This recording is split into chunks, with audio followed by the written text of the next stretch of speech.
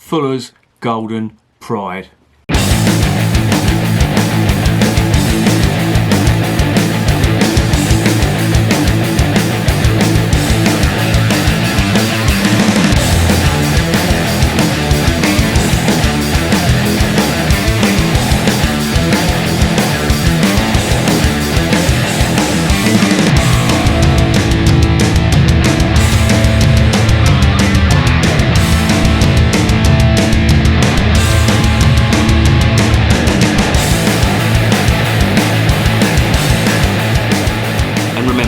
Life is too short to be drinking shitty beer. Welcome to another edition of Bands, Bikes and Birds Reviews. I've got one here that I've been meaning to try for ages, and I've only just come across it recently online. And it's this coronavirus bullshit has made me buy this because I wouldn't do it otherwise, but I've done it now and here it is. But I've always wanted to try it, and I'm sure I've tried this when I've done the brewery tour of Fuller's, but I can't remember. Anyway, this is Fuller's Golden Pride, and I've read so many good things about this, and Fuller's make a big thing about this being exceptionally good. Their 1845 for me was exceptional, so and they never mentioned the word exceptional with that, but they've said this stuff is exceptional, so I'm thinking this must be good. As I say, Fuller's London Brewery, where I'm from. I'm always proud to represent any brewer in London, and Fuller's, I know they've been taken over by Asahi now, but they do some fucking cracking ales, they really do, and they just get things right, and I've yet to try a bad one from Fuller's. I've got issues with the labels that they're changing, etc., but the beer is consistently good, and if you go to a Fuller's pub, the beer there is really good as well. They store it and they pour it really well. I've never had a bad pint at a Fuller's pub. I can honestly say that, hand on heart, I've not had that. So let's get back to this. This is Golden Pride. What is Golden Pride?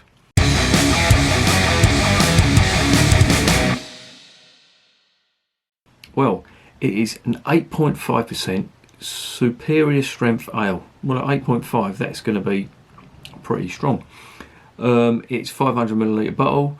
What did I say? Golden Pride is our exceptionally fine, strong ale. See, this is where they've given it the fucking kudos here, so I've got to try this.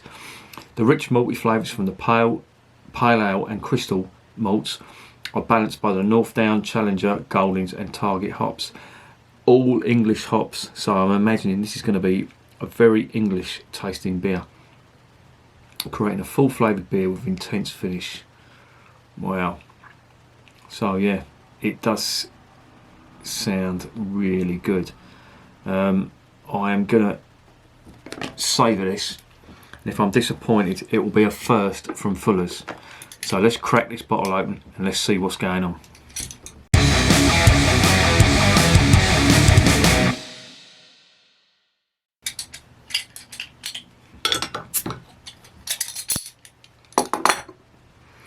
There, ooh, fucking hell. There is the cap, usual Fuller's cap. They have not changed that like they have done with the London Pride cap.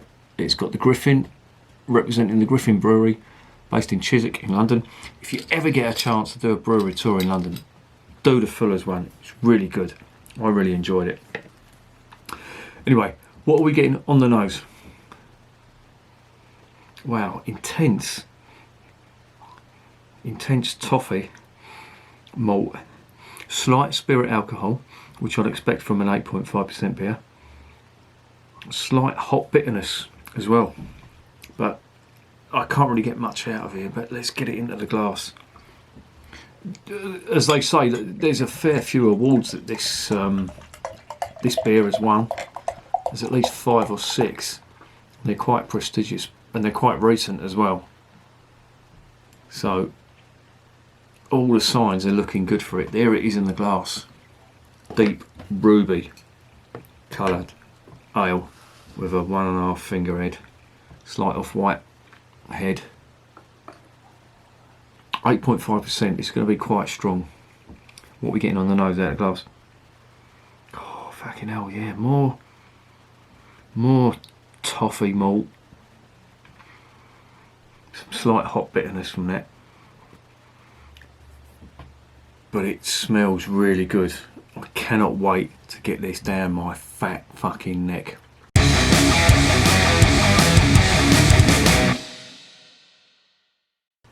Cheers.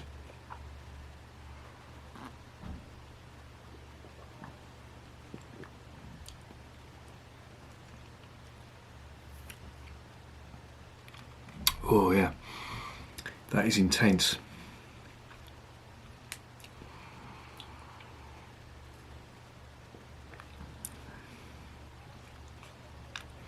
There's an underlying spirit alcohol all the way through that. There's malt, there's caramel and toffee malt on that. Some slight hop bitterness, but it's very subdued, and it's got that underlying, as I say, the underlying spirit alcohol. It reminds me slightly of a barley wine. You know, the volume turned down on a barley wine.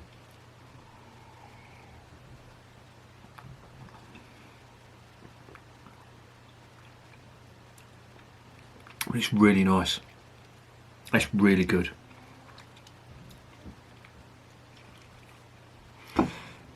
If you can imagine Adnams Broadside with some more spirit alcohol and the flavours turned up a little bit, that's what this is like.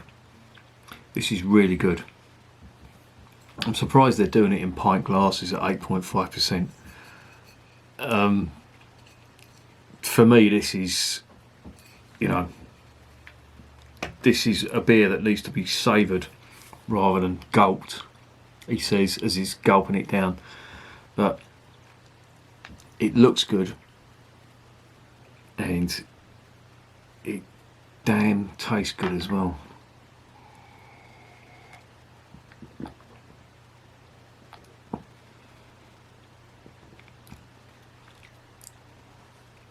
There's some fruity notes on that as well, and a little bit of floral notes. The fruit is dark fruit, like berries, black cherry, raisins, damson even. Slight licorice on it too. It's so complex. I'm getting more flavours as I'm drinking it.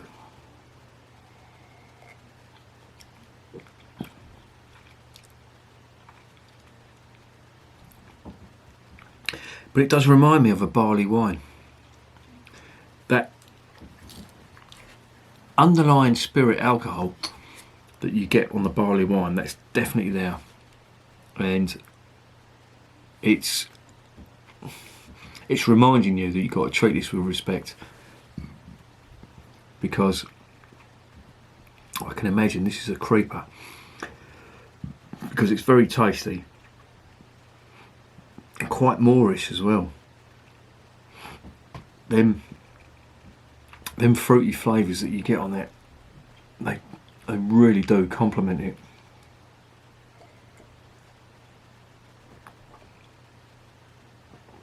And again, now I'm getting a little bit of spice on that as well. This is super complex. I'm not complaining, but I really think I fully should have done this in a half pint glass. Because I could power my way through quite a few of these. I don't know what state I'd be in afterwards, but I'll tell you something, I would be happy. It's just a flavour fest. There is toffee malt, there's caramel malt, there's fruit, there's dark fruit like the berries, damson, black cherry. There's the spirit alcohol underneath, and there's a little spicy notes on top. It's basically got everything. And I imagine the spiciness is coming from the hops, the British hops that they've got in here, specifically the Goldings and the Challenger.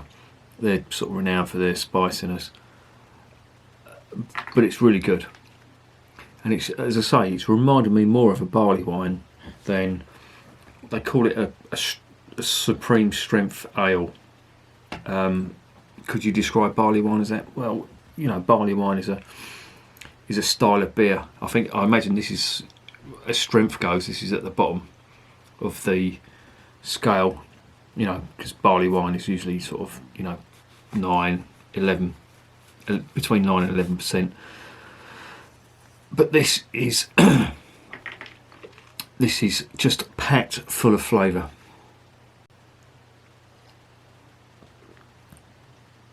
Oh, it's lovely. It's really good, but it's one to be savoured. It's definitely not a summer drink. This is for sitting around a fire and boring the shit out of your mates with some story about, your day at work, or your missus giving you grief or something like that.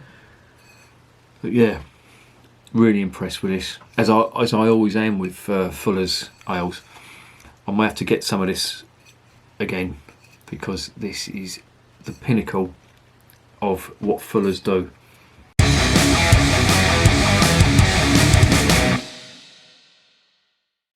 What's the verdict? Well, I will say now, they call it Golden Pride. This is nothing like London Pride. This is just everything flavour wise turned up to 11. It's got everything. It's got the really nice malts. It's got the caramel and toffee malts on that. It's got the British hops with the earthiness and the spiciness going down, and the dark fruit as well. And I'm really impressed with this. And I have to say, this is going to be a 9 out of 10. Why is it not a 10 out of 10? The reason it's not a 10 out of 10 is because the spirit alcohol there may not be for everyone. As moorish as it is, that spirit alcohol is all the way through. Now, I like that. I think that's great. But I don't think that would be for everyone. Some people may say, oh, that's a bit syrupy. It's not syrupy. Believe me, I've tried some syrupy shit. I tried one tonight, that Grimbergen. That was just, that was just vile. This reminds me of the Skull Splitter from the Orkney Brewery. It's quite similar to that in terms of spirit alcohol. It just rides all the way through. And I really like it. So it's a 9 out of 10 from me, and I definitely recommend it. You have to, if you're a fan of Fuller's beer and you've not tried this yet, try it. And I've seen it on the website, and they're selling them in crates of 12 and stuff. Whatever you do, for fuck's sake, don't drink 12 of these in a night. You will be off your fucking tits. But I will say, try it, savour it, and enjoy it. And remember, beer is working class champagne.